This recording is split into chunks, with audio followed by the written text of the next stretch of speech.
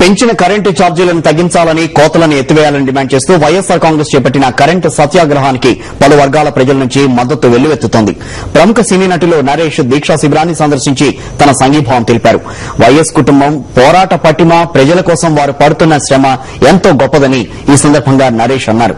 రాష్ట్రం అంధకారంలో మగ్గుతోందని, కరెంటు సంక్షోభాన్ని జాతీయ విపత్తుగా ప్రకటించాలని నరేష్ డిమాండ్ చేశారు. ప్రభుత్వాలు ముందు చూపు లేకుండా వ్యవహరించడం వల్లనే ఈ సమస్య తలెత్తిందని ఆయన అన్నారు. ఈ రోజున ఒక జిల్లా 2 జిల్లాలు తుఫాన్లో కొట్టుకుపోతే దాన్ని జాతీయ విపత్తు కింద ప్రకటిస్తున్నారు. ఈ రోజున యావత్ రాష్ట్రం 9 కోట్ల మంది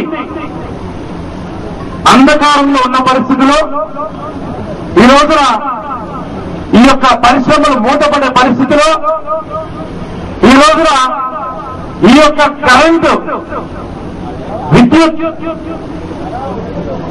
సమస్య అనేది మానవుడు సృష్టించినటువంటి జాతీయ విపత్తు కంటే డిక్లేర్ చేయాల్సిన అవసరం ఈ ప్రభుత్వానికి ఉంది. ఈ రోజున వైఎస్ఆర్ పార్టీ చేస్తున్నటువంటి ఈ యొక్క ఉద్యమం ప్రతి ఒక్క హృదయంలో ఈ రోజున ఉన్నది. ఆంధ్ర రాష్ట్రానికి దిశ దశ కల్పించడానికి ఈ రోజున వైఎస్ఆర్ పార్టీ ముందుకొస్తున్నది.